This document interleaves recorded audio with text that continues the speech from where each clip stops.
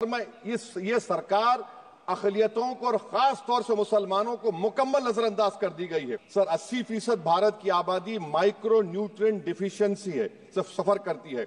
Health के budget को हम देखें sir, as a percentage of total budget spend and share of GDP, इसमें कोई इजाफा नहीं हुआ है सर, बल्कि इसका शेयर 2018-19 से कम है। जब हेल्थ लगता है कि देश के प्रधानमंत्री इनको एग्जाम वॉरियर बनाने का जो नारा लगाते हैं, वो नहीं चाहते कि नौजवान तालीम याफ्ता बने, बल्कि सिर्फ चाहते हैं कि गरीब और मायूस नौजवान उनकी जलसों जनसभाओं में यहाँ शिरकत करें। मेक इन इंडिया का वादा था सर, 100 मिलियन जॉब्स, 12 से 14% ग्रोथ। हकीकत क्या है सर? सिर्फ 6% ग्रोथ है। पिछले 25 साल में से 15 साल बीजेपी और एनडीए इख्तिदार पर है, और यही बुनियादी वजह है कि आज एक ग्रेजुएट बेरोजगार है, किसान खुदकुशी कर रहे हैं, एमएसएमई बंद हो रहे हैं, और चीन से बगैर इंपोर्ट करे हमारे देश का निजाम नहीं चल सकता।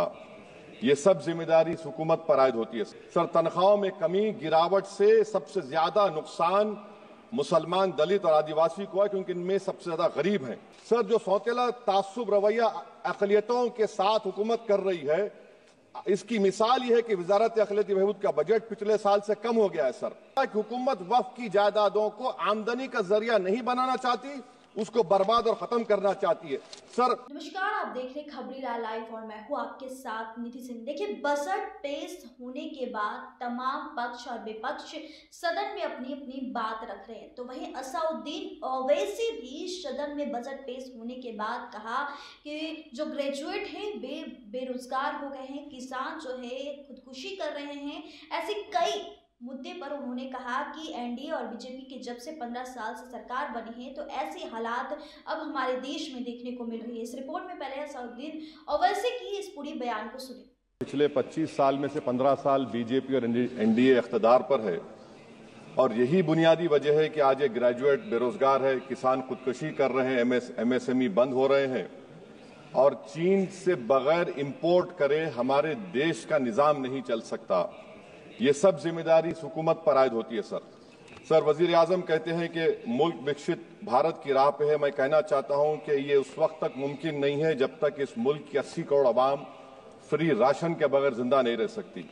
विकसित भारत उस वक्त तक मुमकिन नहीं है सर जब हमारे देश की लड़कियां न्यूट्रिशन और तालीमी मौके उनको बच्चों की तरह नहीं मिल जाते। सर विकसित भारत उस वक्त तक मुमकिन नहीं है जब हमारे मुल्क के बच्चों को जो पढ़ना नहीं आता, प्रॉपर सेंटेंस नहीं लिख सकते। सर विकसित भारत उस वक्त तक मुमकिन नहीं है जब इस देश की बहुत बड़ी आबादी गरीब है, एब्जेक्ट पॉवर्टी में है। विकसित भारत इस वक्त तक मुमकिन नहीं है सर जब देश के 15% मुसलमानों को तालीम से, रोजगार से, सियासत, इंतजामी और गवर्नेंस से मजहबी तासुब की बुनियाद पर खारिज कर दिया जाता है। सर 2014 से रियल वेजेस में गिरावट आई है या स्टैग्नेशन हुआ है। हर साल 1.3% की कमी हुई, यानी हर साल वतन अजीज के शहरी गरीब होते हैं और बरसर इख्तिदार की जमात की दौलत में इजाफा होता है। 750 उन्होंने अपने नए पार्टी ऑफिस पूरे देश में खोले हैं, और एक गरीब को पीएमएवाई में बगैर रिश्वत करप्शन के घर नहीं मिलता। सर तनख्वाहों में कमी, गिरावट से सबसे ज्यादा नुकसान मुसलमान, दलित और आदिवासी को है, क्योंकि इनमें सबसे ज्यादा गरीब हैं। सर मोदी हुकूमत ने इन तीनों तबकों के खिलाफ ऐलान जंग कर दिया। क्या मन की बात से एक औसत घराने को खाना मिलता है? सर वजीर आजम ने हालिया आवाम को, जनता को मशवरा दिया कि खाने के तेल में कमी करने से जिस्म का वजन कम होता है।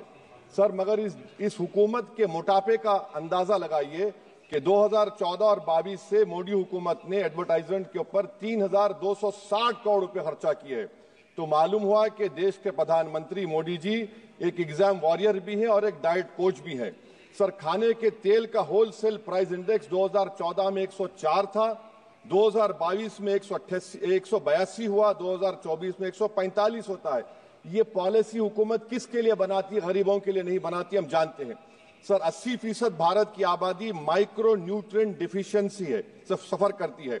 हेल्थ के बजट को हम देखें sir, as a percentage of total budget spend and share of GDP, इसमें कोई इजाफा नहीं हुआ है सर, बल्कि इसका शेयर 2018-19 से कम है। जब हेल्थ सेस लागू किया गया था, हजारों करोड़ हेल्थ सेस, कॉर्पोरेट्स और इनकम टैक्स लोगों ने दिया, हमारे हेल्थ सेक्टर में कोई काम नहीं हो रहा है।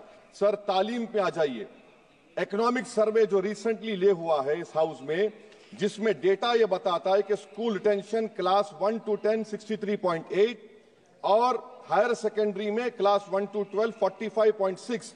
मतलब यह है कि सर एक 1/3 हमारे बच्चे 10वीं तालीम को मुकम्मल नहीं करेंगे और आधे से ज्यादा 12th की तालीम नामुकम्मल करेंगे।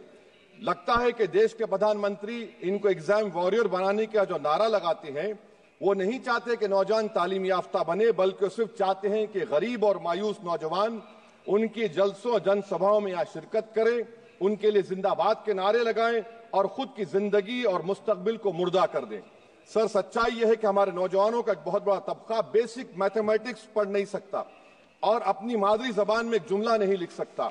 सर, जो सौतेला तासुब रवैया अक़लियतों के साथ हुकूमत कर रही है, इसकी मिसाल यह है कि वजारत अक़लियती बहबूद का बजट पिछले साल से कम हो गया है। सर, मैं एग्जाम्पल दे रहा हूं आपको।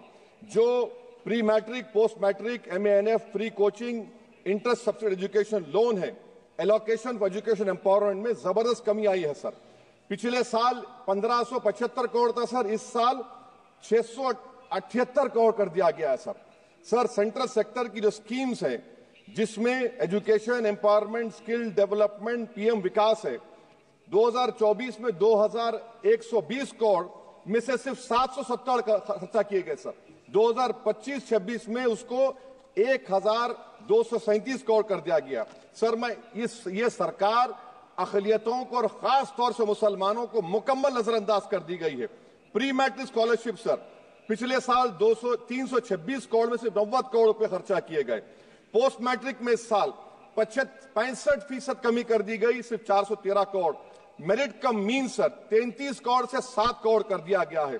कौमी वक्फ बोर्ड तरक्याती स्कीम, शहरी विकास संपत्ति सर 2023-24 में 17 करोड़ में 8 करोड़ दिए गए, 1 करोड़ खर्चा हुआ। 2024 में 16 करोड़ सिर्फ 3 करोड़ रुपए दिए गए। इस साल 13 करोड़ रुपए दिए गए हैं। तो इससे अंदाजा होता है कि हुकूमत वक्फ की जायदादों को आमदनी का जरिया नहीं बनाना चाहती, उसको बर्बाद और खत्म करना चाहती है। सर, स्किल डेवलपमेंट में हमारी दोहर, उस्ताद, नई मंजिल बिल्कुल खत्म करके रख दिया। अब टेक्सटाइल इंडस्ट्री बर्बादी के दहाने पे आ गई। सर, 2016 तक भारत में सबसे ज्यादा रेडीमेड गारमेंट्स हम एक्सपोर्ट करते थे, आज उसमें 14% कमी आई, बांग्लादेश हमसे आगे चला गया। सर, मैं एक मिसाल दे रहा हूं, मालेगांव में पावरलूम इंडस्ट्री में जो रोजगार देते हैं, ना उस पावरलूम इंडस्ट्री के लिए ना उसमें लेबरर के लिए कुछ बजट में रखा गया है। RODTEP, ROSCTL में एक्सपोर्ट प्रमोशन की पॉलिसी नहीं बनाई गई। ग्रुप इंश्योरेंस और GIS को क्यों बंद किया गया इन पावरलूम इंडस्ट्री के लिए? और फिर सर, PLI स्कीम के बहुत बड़े दावे किए जाते हैं। ये PLI स्कीम प्रो कॉर्पोरेट है, जबकि इसको प्रो माइक्रो होना चाहिए था। मालेगांव की पावरलूम इंडस्ट्री के लिए इंफ्रास्ट्रक्चर डेवलपमेंट है। ये तासुब और सौतेला सुलूक मालेगांव पावरलूम और ये इंडस्ट्री से कब तक चलेगा? सर, डेडलाइन मोदी जी, ये गवर्नमेंट डेडलाइन देती है। मेक इन इंडिया का वादा था सर, 100 मिलियन जॉब्स, 12 से 14% ग्रोथ। हकीकत क्या है सर? सिर्फ 6% ग्रोथ है। मैन्युफैक्चरिंग एम्प्लॉयमेंट में सर 12.6 2011-12 में था, वो गिरकर 11.4 हो गया 2022-23 में। सर, इकोनॉमिक यूरोपियन यूनियन की policy on carbon border adjustment mechanism, EU deforestation regulation, ये कहता है इसके ऊपर भारत का बहुत बुरा असर पड़ने वाला है। इकोनॉमिक सर्वे ये कहता है कि 9.5 बिलियन एक्सपोर्ट्स में कमी आएगी। क्या पॉलिसी है सरकार की? सर, अनक्लेम डिपॉजिट्स देखिए सर, 2023-24 में LIC में 3,70,000 maturity claims are lying unclaimed, 880 crore के। EPFO 2023-24 में 8,500 crore is lying unclaimed in 21 lakh inoperative accounts. Is this being done deliberately to shore up the government supply? Why is the middle class being made bali ka bakra, sir? In February 2023, sir, 35,000 crore is lying vacant or unclaimed in public sector banks. Why don't you use it?